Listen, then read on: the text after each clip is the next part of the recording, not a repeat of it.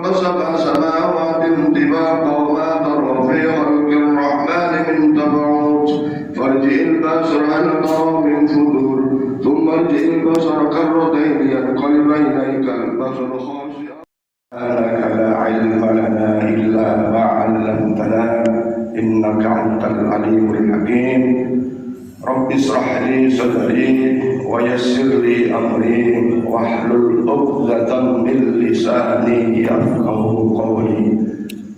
قال المصنف رحمه الله تعالى ونفعني به وبعلومه في الدار آمين. Hadirin hadirat salahum jamaah Masjid Darussalam, wabil khusus jamaah salat subuh dan peserta kuliah subuh.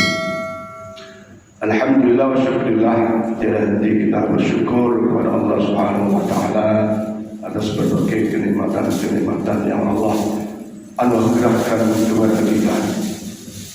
Tentu saja berbagai kenikmatan-kenikmatan itu seyogianya kita berupaya untuk menggunakan kenikmatan-kenikmatan itu menambah perbekalan kita untuk menuju kehidupan akhirat kita.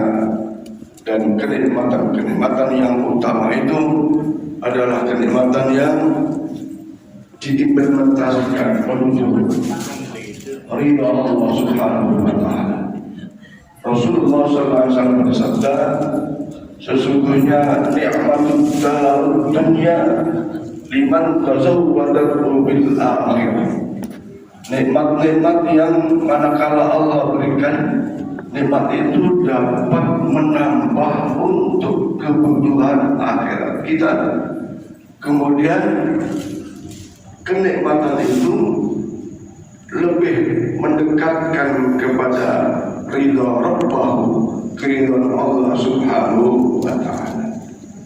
Jangan sampai sebaliknya bi'sad darud dunya qassarat li akhiratihi saddaqhu qassarat li akhiratihi. Jangan sampai kenikmatan yang Allah berikan itu justru menjauhkan daripada persiapan akhirat kita, dan bahkan jauh daripada keridhaan Allah Subhanahu wa Ta'ala. Para jemaah sekalian, kita melihat dalam realitas kehidupan bahwa ada manusia diantaranya pada saat dia susah, dia rajin ke masjid, dia rajin sholat, dia rajin baca Quran, bahkan mampu bersedekah walaupun sebagai kecil dari apa yang ia miliki. Tapi begitu Allah tambah nikmatnya, ya, dapat pekerjaan yang baik, dapat jabatan yang lebih bagus dan seterusnya, tetapi justru malah jauh dari perbuatan-perbuatan yang sesungguhnya bagian dari bekal menuju akhiratnya, bahkan jauh daripada apa yang diridhoi oleh Allah Subhanahu wa Ta'ala. Saking sibuknya yang biasa sholat jamaah dan jamaah, bahkan tidak jarang yang malah saking sibuknya capek sholatnya ditinggalkan. Na'udzubillah, tsumma na'udzubillah. Biasa sebelumnya sering menyelesaikan hataman bacaan-bacaan Qur'annya dan seterusnya, karena kesibukannya maka itu ditinggalkannya. Na'udzubillah, tsumma na'udzubillah. Maka di dalam hadis Rasulullah yang disebutkan, ada di antara umatku itu yang nampaknya pekerjaan akhirat, nampaknya mendapatkan ganjaran pahala karena tidak dipasang dengan niat yang ikhlas dan mungkin mengharapkan yang lain, sehingga takdirnya menjadi takdir nerakanya, adabnya Allah Subhanahu wa Ta'ala. Walaupun nampaknya adalah nampak amal akhirat, tetapi hanya diperoleh di dunia saja. Sebaliknya, ada yang nampaknya sibuk dengan dunianya, tapi dunia yang disibukkannya itu semata dalam rangka ma'isyah, mencari keridhaan Allah Subhanahu wa Ta'ala, sehingga nampak dunia, tapi Allah takdirkan ia menjadi amal akhirat dan mendapatkan balasan surganya Allah Subhanahu wa ta'ala. Mudah-mudahan saya dan kita semua, khususnya jamaah Masjid Nurul Salam, senantiasa beri kekuatan untuk senantiasa satu sisi Allah tambah nikmat-nikmat yang banyak yang barokah, sisi lain istiqomah dalam mempersiapkan kehidupan akhirat kita. Tazawwaju fa inna khairaz zadi taqwa wattaquni ya ulil albab. Sebaik-baik bekal menuju Allah, menuju akhirat adalah memastikan nilai-nilai ketakwaan dalam kehidupan kita. Amin ya rabbal alamin. Para jemaah sekalian, sebelum yang lain saya ingin melanjutkan pelajaran fikih kita di dalam kitab Toharo ini, ya, yaitu mengenai ma'ul musta'mal. Kita ketahui bahwa kemarin berbagai macam-macam air sudah kita bicarakan, dan ada air itu diantaranya adalah tahirun mutahhirun, air suci dan mensucikan, tapi ada juga air yang tahirun ghairun mutahhir, air suci tapi tidak mensucikan, kemudian ada air najis dan seterusnya. Nah, sekarang air musta'mal. Al-ma'ul musta'mal, air musta'mal itu adalah air yang suci tetapi tidak bisa digunakan untuk bersuci, untuk bersuci dari hadas kecil maupun hadas besar. Bagaimana contoh air musta'mal itu? Ya, yang gampang adalah airnya sedikit, ya, kurang dari 2 gula. Kalau dihitung secara liter menurut pendapatnya ulama-ulama Syafi'iyah itu adalah air yang kurang dari 216 liter, ya. Nah, manakala air yang sedikit itu yang kurang dari 216 liter itu kemudian kita bersuci, kemudian cara bersucinya itu misalnya wudhu. Begitu memulai wudhu dengan niat nawaitul wudhu rafi hadasil asghar, tangan kita ini langsung dicemplungkan ke air yang kurang dari 12-16 liter itu. Maka air yang ada di dalam tempat itu, dalam bak itu yang kurang dari 216 liter itu, maka itu sudah termasuk air musta'mal, air yang sudah digunakan untuk bersuci. Nah, ini para jemaah sekalian, hati-hati, apalagi kalau di rumah kita ini bak airnya kurang dari 216 liter, ya, maka cara wudhu kita tidak boleh langsung kita celupkan anggota wudhu itu, ya, kepada bak air itu. Bagaimana caranya? Digayung, diambil, ya, jangan dicelupkan anggota wudhu kita. Atau karena kita ingin cara menghilangkan hadas besarnya itu ingin kayak berenang, kayak berendam itu di air yang kurang dari 216 liter, terus badan kita begitu niat nawaitu lirabbil hadasil akbar gitu, langsung nyemplung di situ, maka airnya sudah musta'mal, air yang sudah digunakan untuk bersuci. Tidak bisa lagi, airnya tetap suci, ya, untuk yang lain bisa, tapi untuk bersuci dalam arti wudhu maupun hadas kecil maupun hadas besar tidak bisa lagi. Nah, bagaimana caranya? Maka harus diambil, harus digayung. Bahkan air di dalam gayung pun, ya, yang jelas air sedikit. Kalau cara wudhu kita dengan cara diambil dengan gayung, dengan alat lain, atau dituangkan sedikit demi sedikit ke kemudian diusap dari anggota wudhu kita, masih bisa. Ya, sering saya bilang air di botol itu misalnya yang 330 mili itu bisa untuk wudhu. Ya, tuang sedikit gosok, tuang sedikit gosok, bisa.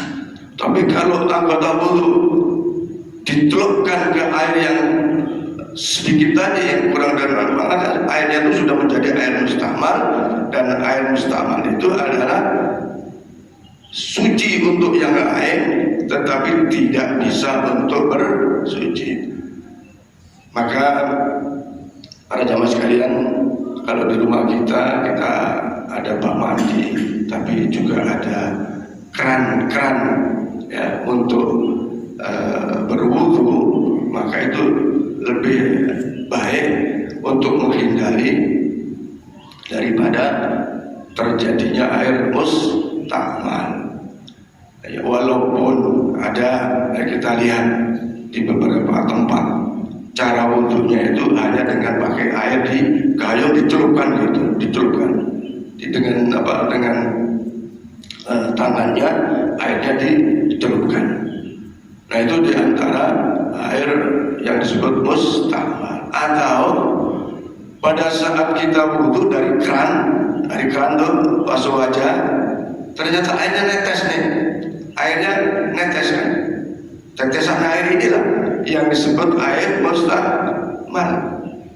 Nah maka tetesan air yang dari wajah, boleh jadi dari wajah, dari tengah, dari tangan, ya, kemudian dari basuhan di kaki, maka tetesan air dari anggota wudhu itu, maka itu juga disebut sebagai air mustamal.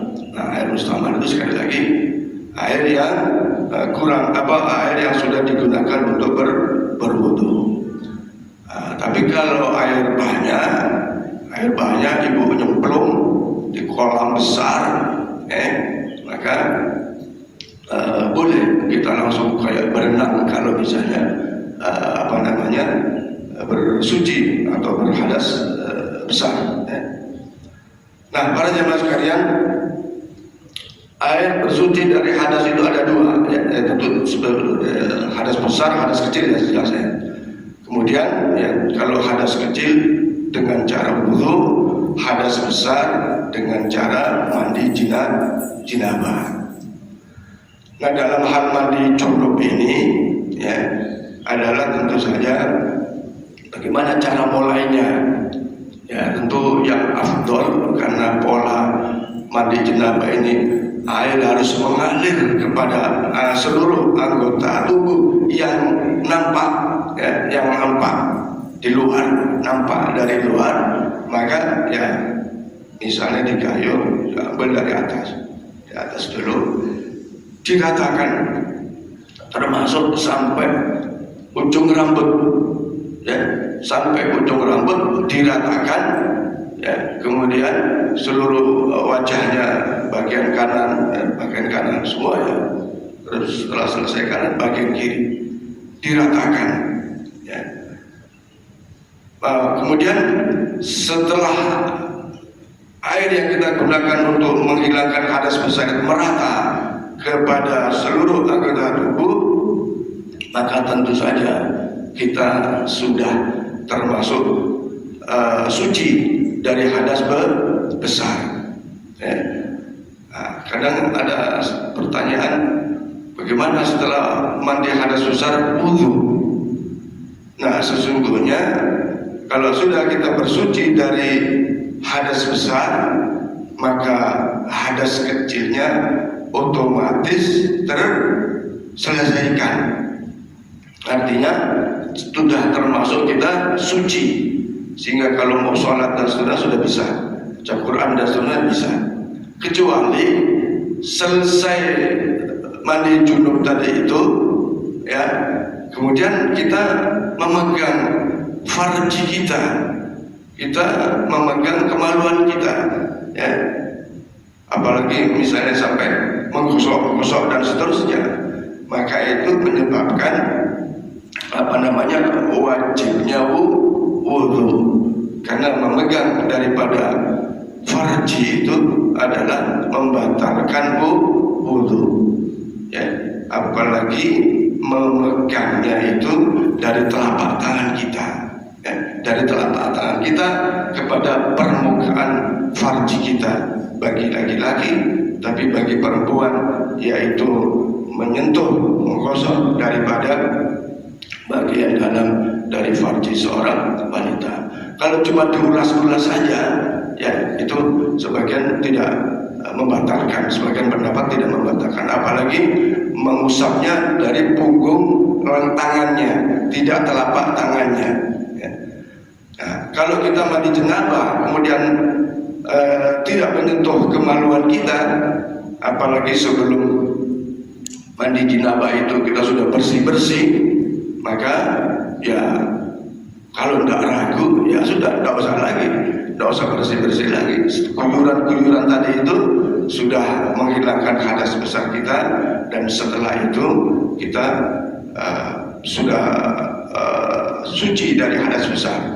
Nah, yang kedua, di samping menyentuh daripada kemaluan kita, kita juga setelah selesai mandi janabah itu masih menggosok-gosok dubur kita, menggosok-gosok dubur kita sampai kepada lubang dubur.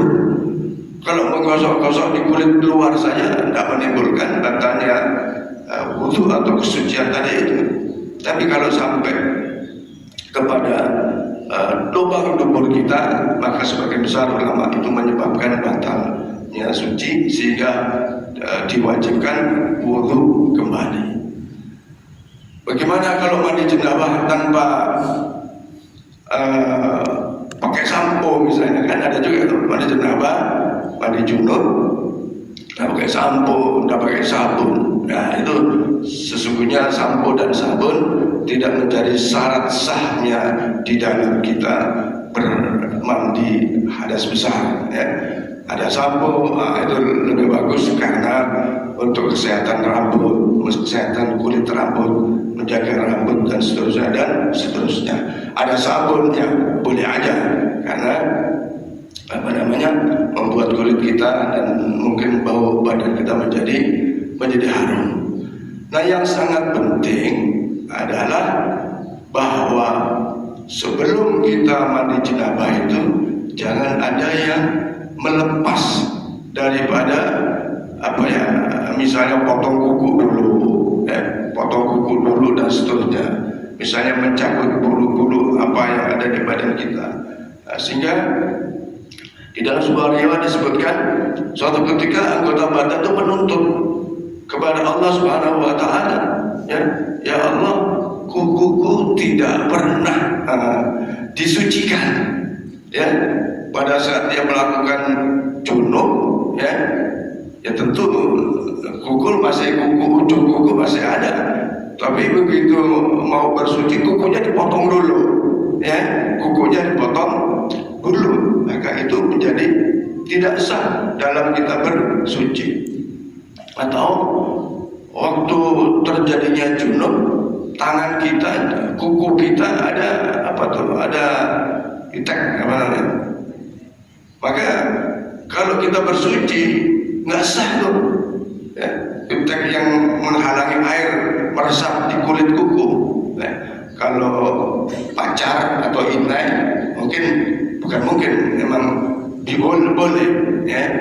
Orang mau pengantin kan dipasang-pasang tuh, dikasih daun ditempelin terus membekas menjadi merah, itu masih boleh.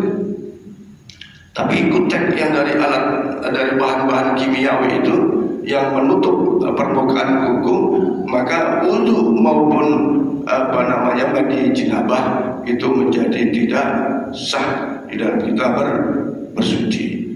Nah, para jemaah sekalian, ya ini memang sudah bertahun-tahun kita lakukan, tapi ternyata kadang-kadang masih ada yang dilupakan, dan setidaknya ya mengingatkan kembali, ya, karena begitulah manusia adalah tempat salah, tempat lubang, ya, al-insan mahalul khata' nisyan.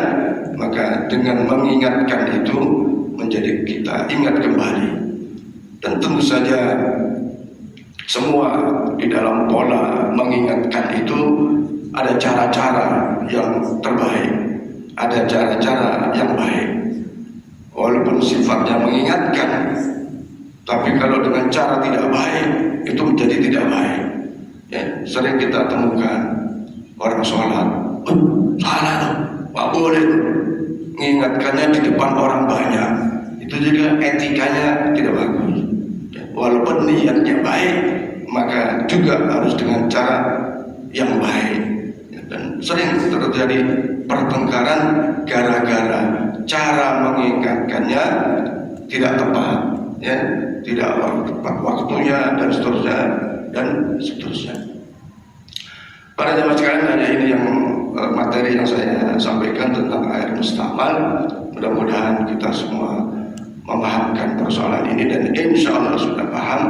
Maka mari kita tularkan kepada anak-anak kita yang sudah mendekati baligh, yang sudah mendekati remaja, baik laki-laki maupun perempuan.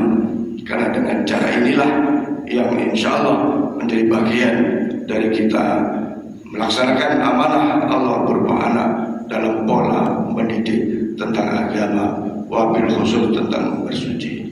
Dan memang para jemaah sekalian, masih banyak yang masih ada yang kita temukan itu anak remaja tapi wudunya belum bisa, ya, anak remaja tapi cara mandi junubnya tidak bisa.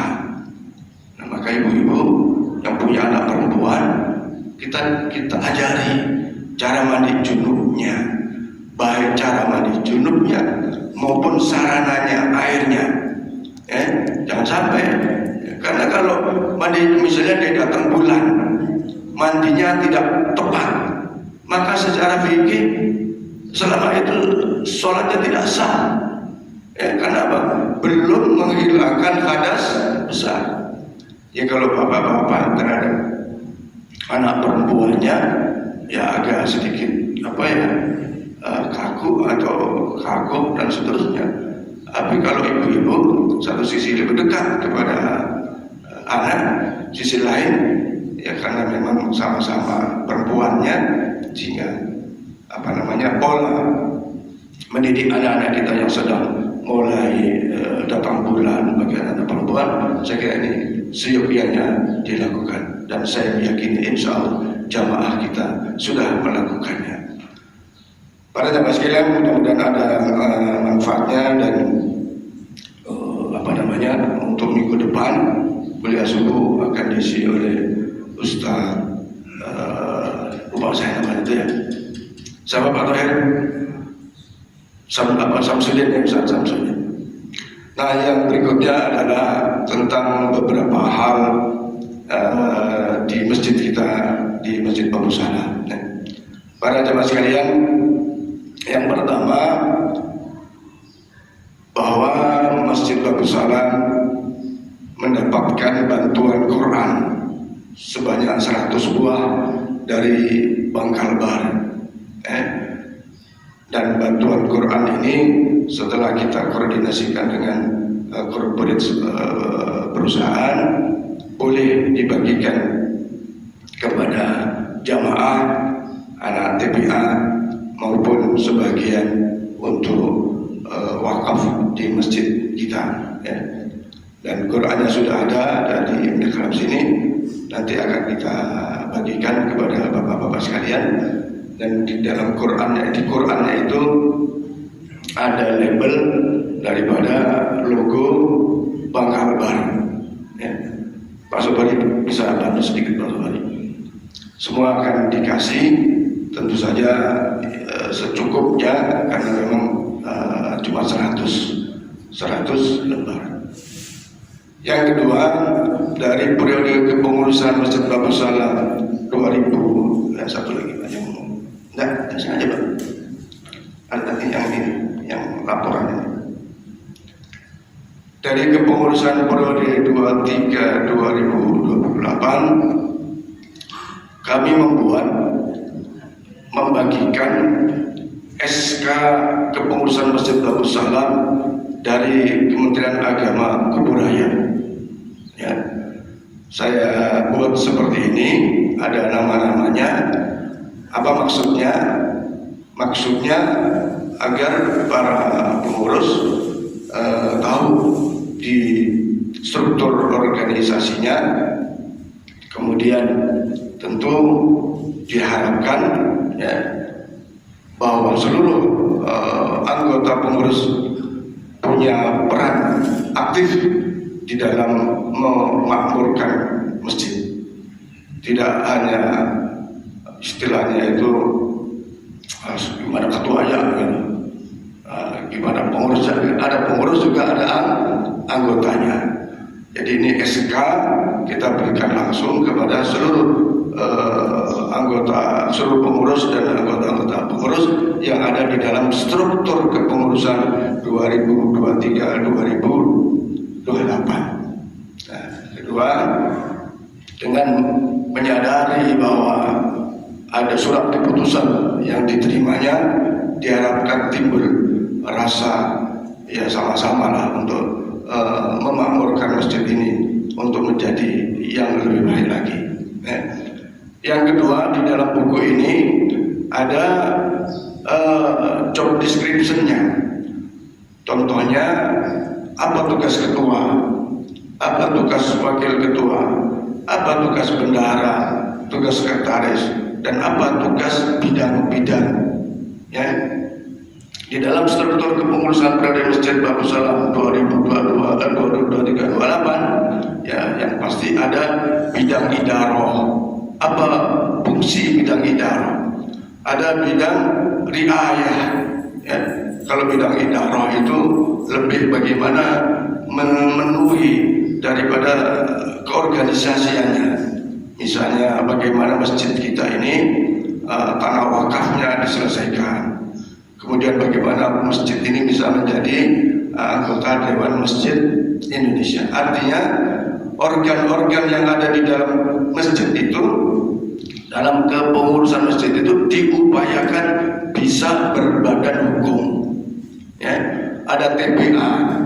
Bagaimana TPA ini bisa punya badan hukum, terdaftar dan seterusnya.